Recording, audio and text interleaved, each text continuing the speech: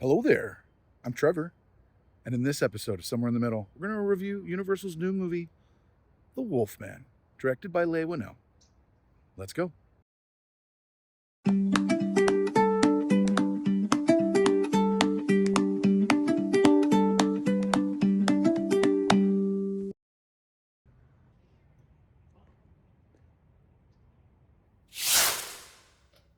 As the intro said, I'm here to review Wolfman 2025, Universal's new monster movie, written and directed by Leigh Whannell.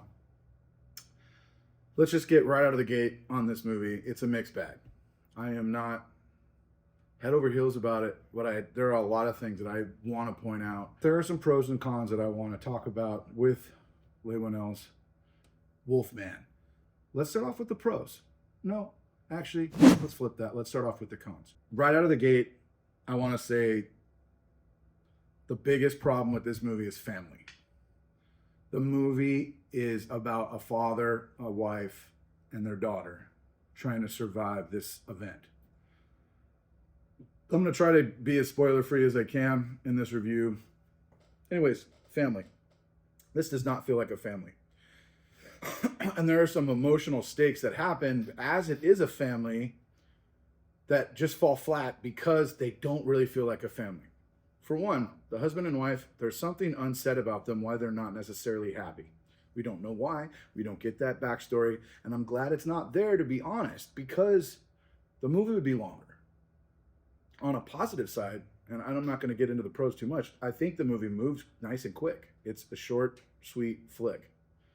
That being said, back on the family angle, you miss why, and they just don't feel like a family. They say they're a family. The dad says he must protect you, but it doesn't feel that way. So that's my number one gripe with this movie is the family does not feel like a family, and it takes away some of the emotional stakes that happen as the film plays out. Christopher Abbott and Julia Gardner are leads. Christopher Abbott, you may remember from a great film, Possessor. And Julia Garner, I know her most from Ozark, right? She's been in plenty of other things. She's a great actress. Christopher Abbott, I feel, is a solid actor. But here, they don't work cohesively together in that sense. They feel like a broken marriage. They do not feel like a husband and wife that care about each other. And again, that's a bit of a fault when the movie tries to lean in on that aspect. My second big problem with this movie is the concept of protection. The beginning of the movie, we get a father and son story. Christopher Abbott, Blake's character as a younger kid growing up with his dad, and how his dad's a military guy and he wants to protect him. And then that's carried forward into the father and his now daughter, and he wants to protect them. But it just doesn't happen. There's a sense that the dad is trying to protect his family because as he transforms, as he's infected and as he transforms, he's realizing he needs to get away from his family. But it just is missing. The movie does not nail the concept of being protected. On another avenue, in that sense, the mom, who does state in the movie she's not a good mom, she doesn't know how to be a mom, she constantly leaves her kid in dangerous situations. There are a number of times where you're like, what are you doing? Why are you leaving her like that, with that?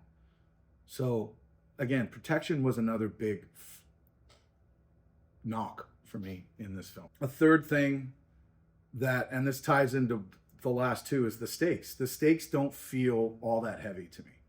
There is a really emotional ending that's flat, completely flat. It doesn't hold any weight at all. I'm not going to spoil that ending. I'll let you see it for yourself. But in order for what happens to happen, you should feel a lot of weight at the end of that movie, and you don't really feel it. It's flat. It's gone. It's not there. I get what they're going for. I understand why Universal went with a family. It makes sense to do a family aspect. I mean, they're building this whole theme park, and that's away from the movie, but that's going to have all the Universal monsters in it, and they want families to go there. And this movie could have been a new tie-in to Wolfman in that situation, right? Those are my negatives, right? The family doesn't feel like a family. The stakes are not there. They're flat. And the protection angle that's like hammered home, like we're going to protect, it just doesn't feel real as the movie goes on. Okay, so let's talk pros. Some of the things that I really dug about this movie on the pro level is on the positive side is the practical effects. Now, I say that, and I understand that there are people here, there are those of you that are not going to like the practical effects because it's not what we see in the original. It's different. And for me, I like that risk. I like the risk that they took, and I still find this new version of the Wolfman scary. I wouldn't want to encounter that dude in the woods with my family, that's for sure. I like the little glimpses that we get of him. I like that it's not overdone. Let's see it all the whole time. Another aspect of this that I really liked that tied into this was the fact that this was a new sense of lore when it came to the Wolfman. We don't have the gypsy, we don't have a full moon, we don't have any of that stuff. This is more akin to a disease, to a virus, similar to what we've seen with zombies, or even a vampire, I guess, because this is for life. Now, werewolves, sure, once you're bit, you're infected for life, but it only happened every full moon. This is like you transform and that's it. You're done. You become a wolf man. Or as the origin goes in the setup, face of the wolf.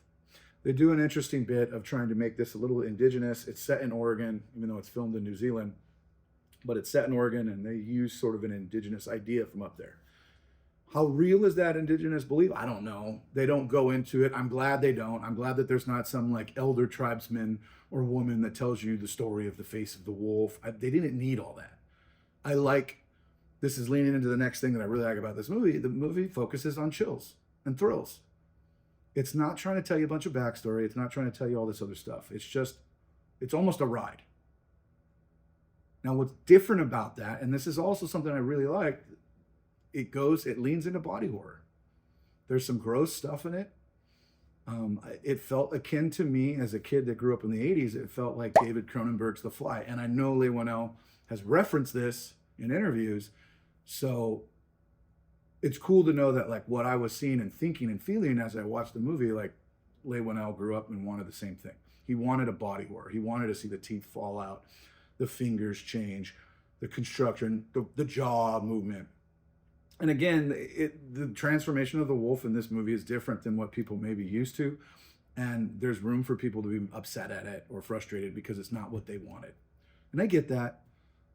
Universal even released the footage of the transformation ahead of time to kind of get ahead of the complaints. You know, it is what it is.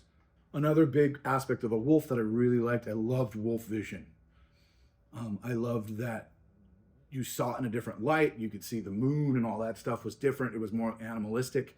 You could see blood in the faces of the other people and his loss of perception of the language. You know, he could kind of still understand, but not. I just thought that was fascinating. They could have used it some more. They could have gone deeper with it, but I like that it was just kind of loosely there. It's sort of like the Predator vision in Predator. You know, it plays a role. I don't know, maybe in Predator it's probably better used because you understand of how he's seeing things. But at the same point in time, what I just said is true in this film. You're seeing how he is perceiving things in the moment as he's transforming and his wife is realizing this, his daughter is realizing this, what's happening to him on the other side. I like that we get that flip, that we subvert it. Bit of a time killer for the movie, but I think it works in the context of building lore without having to have, again, some eldersmen explain it to you, right? So yeah, I'm a fan of the origin of this new wolf, the face of the wolf. I like that they did something different. Again, it doesn't just mimic the old movie. It's not a repeat or rinse, wash, repeat. It's not a remake for that matter. It's its own thing. I really appreciate that they took that risk. The setting, putting it in the woods of Oregon, it's local, even though it's filmed in New Zealand, it feels real. And again, just focusing on thrills. I could guess that not everybody felt those thrills and it didn't work for everyone. If you look at the Rotten Tomatoes score, it's not that good.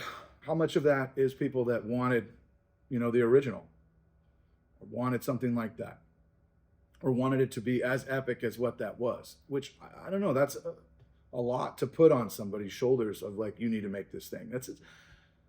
Doing these old IPs like this is hard. It's not easy. These are characters that are beloved to people, right? I have a quarter sleeve tattooed of of the Universal monsters, right? All on my sleeve. Wolfman at the center there. And again, these are beloved characters. So for plenty of people, they may not see what they wanted and be frustrated with that. I get that.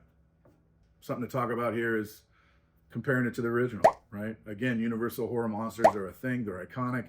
It's an IP that Universal struggled to continue to handle, right? I mean, I think this movie took a lot of risks so that the future of Wolfman can be its own thing. Leigh Whannell took the risk and did some things, you know, and again, it's a whiff. I don't think it's a hit. It's not, this is not a movie that's going to define a genre. It's not iconic. It's serviceable. Are there going to be kids that are going to grow up on this movie and love it? Yeah. There are kids that are going to have no association with Universal horror monsters and watch this and think it's dope. Period. Then there's going to be people that didn't like it. And they're going to be the mix in between. But I like that it took a lot of risks that may impact the future for other movies to be able to do what they want with Wolfman instead of just making the Lonnie Chaney, you know, the 1940 version, like just remaking that again. Or like to the 2010 one that just essentially remade that story with Benicio del Toro, right? There's no real comparison in legacy of 1941 the Wolfman and this Wolfman. As far as comparing it to the original, it's not a good comparison, but I'm glad that this breaks the mold. It shatters the glass so that whoever wants to move forward, we can make more Wolfman movies and they can be different. Or they can follow in this pattern of what Leigh Whannell gave us. Let's talk Leigh Whannell. Yeah, Leigh Whannell, writer, director. I'm going to give it a pass, this movie. I'm not going to go, you know, grab my pitchforks, the old Universal monsters. I'm not grabbing my pitchforks for Leigh Whannell on this. He's made too many good movies. He knows his stuff. I mean, think of it. Saw. Not director, but writer of a lot of the Saw movies. Insidious. Played a role in pinning a lot of those films. Upgrade. Writer, director. The Invisible Man. The last Universal horror monster that was like updated. And again, this is a huge property for Universal. They want the Universal monsters to have a long life. They want them to have a legacy. I think they want to continue. And much like Disney is doing with Star Wars stuff, Universal wants their monsters to long live. I mean, you might remember a time in which they were going to start Dark Universe and we had Tom Cruise at the head of it. Good God, I'm so thankful that didn't happen. But again, this is a big property. There's a lot of money that could potentially be made from Wolfman, Invisible Man, Dracula, the creature from the Black Lagoon, the Phantom of the Opera, and so on, right? Who am I missing there, guys? The Bride. Oh, we have that coming up too soon, right? Maggie Gyllenhaal has an updated version of The Bride coming to us. So these are important IPs. These are important properties for Universal, and they want to nurture them in the right way. So I can understand why there were so many eyes on this property, on this film. But it just, again, it didn't completely work. Like I said, I'm giving Leigh Whannell a pass on this because I really didn't dislike it. I enjoyed the movie. I just felt that the family really didn't work and it was a disservice to the story. Hardcore Universal horror fans, I'm very curious what you guys think. Please let me know in the comments how you feel about this movie. Was it a hit for you? Was it a miss? What did you like? What didn't you like? Was the creature design okay for you, or was it something else that didn't work? Did you not like the creature design at all? I really like to hear it because I feel like the hardcore fans are going to have the most to say about it. I feel like horror hounds might find more to like in this movie, especially younger horror hounds that aren't necessarily tied to, like me, Universal monster properties, right? That have had my whole life. I used to watch The Wolfman, Creature from the Black Lagoon, The Invisible Man, and The Mummy over and over and over and over and over again as a kid because they were short and sweet and you could just eat them up, right? I wouldn't discredit this film or put it at the bottom of a pile. But I'm glad that they made it. I'm glad that they took the risk. And again, the glass has been shattered, so now we can make more Wolfman movies. And it's not as, I don't know, maybe not as important or whatnot. Just like, in some sense, they're diluting the character, they're diluting the story, but diluting it to a point where it's making it more universal. Pardon the pun. So, what Universal horror monsters next? Huh? What are we going to see next? I hear James Wan's working on Creature from the Black Lagoon. I would guess that Leigh Whannell is playing a role in that too.